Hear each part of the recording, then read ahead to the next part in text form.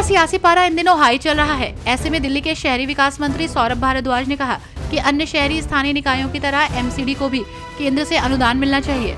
वो केंद्रीय वित्त मंत्री निर्मला सीतारमण को पत्र लिखकर नगर निकाय के लिए 5,200 करोड़ रुपए की मांग करेंगे। इस दौरान उन्होंने केंद्र की भाजपा सरकार पर निशाना साधते हुए कहा कि पिछले साल ऑर्डिनेंस लाकर दिल्ली के कामकाज में टांग फंसाने के लिए केंद्र सरकार ने सिर्फ बड़ी बड़ी बातें की हैं। ईडी ने पूर्व मंत्री भारत भूषण आशु को जालंधर कार्यालय में तलब किया। आशु कार्यालय पहुंच गए, जहां अधिकारी उनसे पूछताछ कर रहे हैं। ईडी को सर्च के दौरान करीब 1.5 करोड़ के सरकारी मूल्य की 5 प्रॉपर्टी की जानकारी मिली थी। पिछले साल छापेमारी के दौरान जांच एजेंसी को ऐसी संभावना दिख रही है कि घोटाले के पैसों के द्वारा इन प्रॉपर्टीज को खरीदा गया था। जातिगत जनगणना और जाति पर टिप्पणी को लेकर संसद से लेकर सदन के बाहर तक कांग्रेस और बीजेपी नेताओं के बीच जुबानी जंग छिड़ी हुई है। ऐसे में आज पूर्व केंद्रीय मंत्री अनुराग ठाकुर ने कहा कि कांग्रेस के पूर्वज पिछड़े वर्ग के लोगों को बुद्धू कहते थे। उन्होंने कहा कि मेरे बयान की वजह से कुछ लोगों की भावना को ठेस पहुंची है, जिसके परिणाम स्वरूप विपक्षी इकोसिस्टम चिल्लाने लगा है। हिमाचल प्रदेश में बुधवार की देर रात 5 जगह बादल फटने की घटनाओं के कारण भारी बारिश हुई। इससे लोगों का काफी नुकसान हुआ। ऐसे में मुख्यमंत्री सुखविंदर सिंह सुक्खू ने वरिष्ठ अधिकारियों के साथ आपात बैठक की अध्यक्षता की।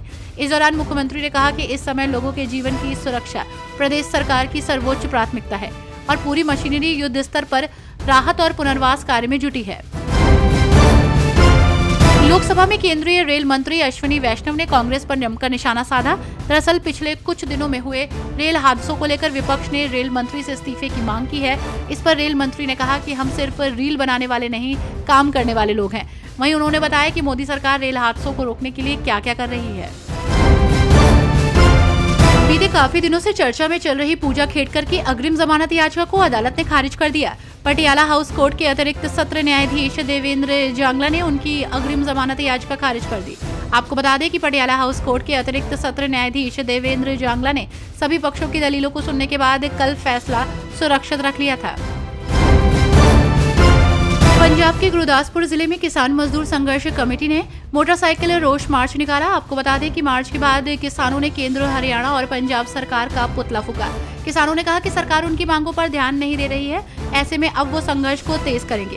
किसानों ने केंद्र को घेरते हुए कहा कि सरकार केवल कॉर्पोरेट घरानों को लाभ पहुंचाना चाहती है। केंद्रीय गृह मंत्री अमित शाह ने केरल के वायनाड में हुई घटना को लेकर राज्य सरकार को जिम्मेदार ठहराया है, तो वहीं इसे लेकर अमित शाह के खिलाफ राज्यसभा में विशेषाधिकार हनन का नोटिस दिया गया। इस मामले पर आरजेडी प्रवक्ता मृत्युंजय तिवारी ने कहा कि गृह मंत्री ने सीधे तौर पर राज्य सरकार को जिम्मेदार ठहराया है। अमित शाह ने अपनी जिम्मेदारी से पल्ला झाड़ लिया है।